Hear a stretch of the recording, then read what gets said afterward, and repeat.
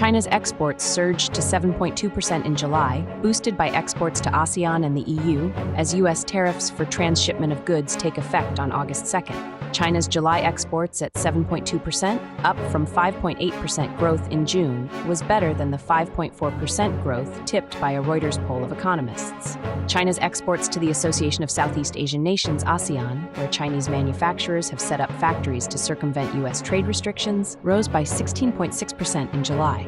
Among them, Chinese shipment of goods to Vietnam surged by 27.9%, while exports to Indonesia increased by nearly 12%. China's exports to the EU recorded a 9.2% increase in July over the previous year. Despite the fourth consecutive month's fall of exports to its largest trading partner, the U.S., by 21.7% in June from a year earlier, China's trade surplus rose $683.5 billion for the year so far, representing a nearly 32% increase from the same period in 2024. Exports remain a vital growth driver for China as it faces a persistent slump in the real estate sector and weak domestic demand. In the first half of this year, nearly one-third of China's economic growth came from exports, according to a top official at the country's National Statistics Bureau.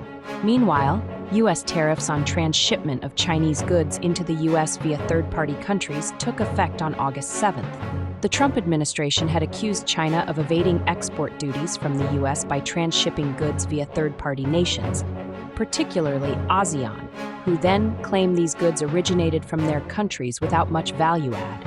U.S. Commerce Secretary Howard Lutnick in June explained to the Senate Appropriations Committee, Vietnam has $125 billion in exports to us and imports from us $12.5 million. But where do they get it from? They buy $90 billion from China, then they mark it up and send it to us. It's just a pathway for China to us.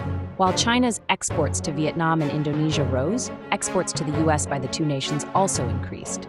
In July, Vietnam's export to the U.S. rose 26% to $14.2 billion from a year earlier, while Indonesia's shipments to the U.S. in June rose 33.5% on a yearly basis, excluding oil and gas.